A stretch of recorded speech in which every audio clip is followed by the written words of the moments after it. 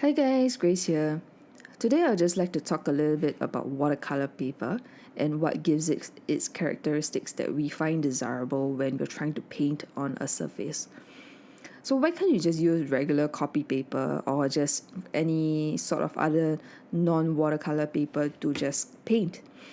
If you ever dropped a piece of paper into water, you will realize that the first thing that happens is it starts to soak water like a sponge.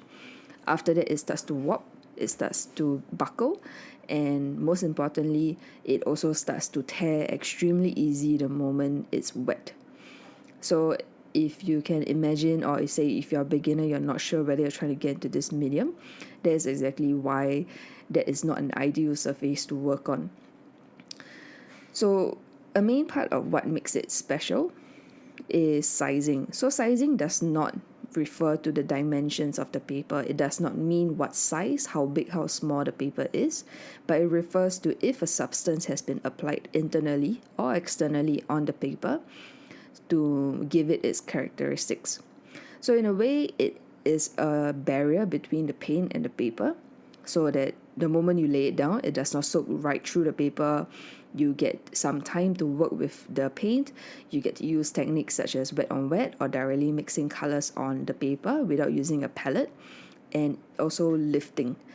So unfortunately, right here I have a sketchbook that is completely affected, or we can also say that the sizing has deteriorated.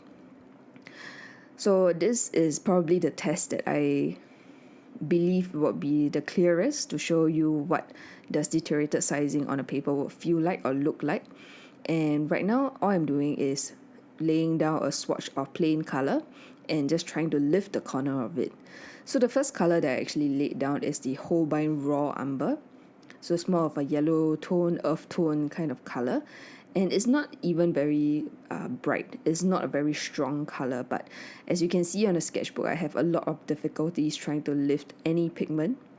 It lifts just a little bit, but even in the area of me trying to lift, it's extremely blotchy. You can't get much pigment out at all. And the paper that's in the sketchbook is the Clairefontaine 100% cotton cold press. I got it only about 2 weeks ago, and that's why I'm so surprised to see the deterioration is this bad. And on the scrap piece of paper on the right is completely fine watercolor paper. This is actually the Strathmore Watercolour Travel Journal, the same specs, so as to give the fairest assessment and the fairest test in that sense. So also 100% cotton, also the same weightage at 300 GSM, and also cold press. So you can tell how much less effort I need to put when I'm trying to scrub out a corner, and it comes out so cleanly as compared to the sketchbook, which has the deteriorated sizing. So the next color that I will be using is the Daniel Smith Pyro Scarlet. So this is a pretty intense color, and this is to me why lifting is an important technique to learn and for you to be able to execute on paper, which is that if you make a small mistake, say you go out of line slightly, lifting will allow you to correct that mistake or at least reduce it by at least say like 90%. So if you look at the entire picture, it's really not that obvious anymore. But on deteriorated paper, you can see that it's extremely hard to lift, and it will cause a lot of issues when you're trying to even lay down a flat color. So I have no idea why this paper in the sketchbook deteriorated as badly as it did. I only had it for 2 weeks, and the Strathmore paper I had it for way longer, say almost like 3 to 4 months, and I store it in the same room. I do not leave it under the sun for long periods of time. Once it's dry, I keep it back in the coolest corner of my room, all together with my other sketchbooks. So I don't think it's about the conditions, and I believe it's probably that I got a bad pad. So right now, as you can see, I'm scrubbing and scrubbing and scrubbing, but almost none of the pigment is coming off the Pyro Scarlet in the sketchbook. So I will do the same for 3 different colors. So the first is the Holbein Raw Umber, the second Daniel Smith Pyro Scarlet, and I'll do one more, which is a blue, the Talo Blue Green shade, also from Daniel Smith. So I had no issues with any of the paint ever. So it's also definitely not the paint. And as you can see, it lifts very easily on the scrap piece of Strathmore paper. So it's definitely the sketchbook. And in essence, there's not really a way to tell deteriorated sizing unless you wet a paper. And to me, this is visually the easiest way to tell.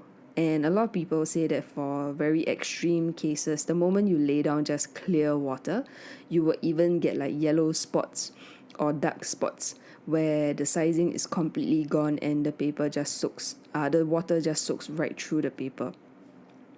But for the video's sake, I decided that doing a swatch would make more sense and would be much clearer. So even Pyro Scarlet on paper that is completely fine is very easy to lift. Definitely you don't expect to get 100% of the color out, but about 80 to 90% is extremely good, and you can easily just cover over with another color and it will not be very obvious.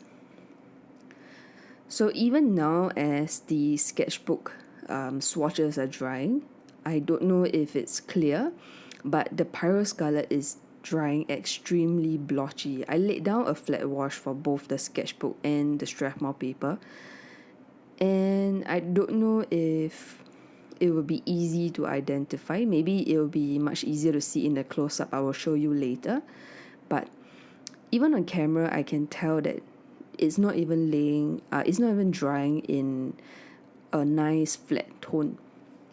It's drying in blotches where you can see some of the white of the paper more clearly, and you can see the pigments concentrating in some areas more so than the others.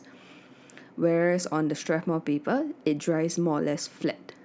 You can see the white of the paper. I mean, watercolor is a transparent medium, but if you lay down a flat swatch, you want it to look flat. And finally, the Talo Blue, probably one of the most staining colors that I own. You you really don't see much going on as I try to lift. So I'm wetting my brush, drying my brush, scrubbing, and honestly, looking at this, I kind of feel bad for my nice brushes. I don't know why I didn't just use a cheap brush to do this test. So yes. So like I say, nothing happened really with the Talo Blue. And now with the Strathmore color, I think this is the most affected part of the sketchbook. You can like really tell almost no difference once it starts to dry a little. You can tell where I tried to lift by the water bloom just a little bit, but you can't really tell the pigment that I tried to lift. So on completely fine paper, you should not have much issues with this technique. Even paper that is not 100% cotton, I could even lift off the Clairefontaine paint on paper, which is actually a mixed media paper that they say you can use all sorts of mediums. You can use markers, you can use watercolor, you can use acrylics and everything, and even that I could lift, but this was so badly affected that I don't know what happened, but I just couldn't lift any of it at all. So as you can see, the Strathmore paper, even Talo Blue, is easily liftable. So how do I know that it's not the binding process? Like maybe because people like the binders handled it a little bit too much, they poke holes there and whatnot. But I actually bound 2 different kinds of paper into this sketchbook, and the other paper is completely fine. Like I have zero issues with it. It lifts, it like lays flat colors, no problem at all. So to me, that is a sign that it's definitely not the binder's fault, or it has nothing to do with the book binding process, but it is definitely with the paper on hand. And I actually made a swatch the day that I bought the paper. It acted kind of fine. Like, it wasn't the best paper I've used, but I could do a lot of things with it. But the moment I got this 2 weeks later after binding it, this happened. But nothing happened to the other paper. So it's the paper. I probably got a bad batch. And right now I'm just showing you close up. As you can see how blotchy the Pyroscarlet dries, especially. And even the phthalo blue, you can also see a little bit of splotchiness. It's no longer drying flat as compared to the Strathmore. And the lift, at least the part that I tried to lift, you can't tell much of a difference. And this swatch I actually made the day before I made the video, which is when I found this problem out. So I just did a simple wet on wet, one layer of water, one layer of pigment, and it actually went right through to the other side. This may be a little bit unclear, but it's 300 GSM. You don't expect to see this on such thick paper. And it actually went right through. I mean, now that it's dried, it may be a little bit less obvious, but I was a little bit panicky when I saw this happening. So I hope this was an informative video. Thank you for watching, and I'll see you again. Bye!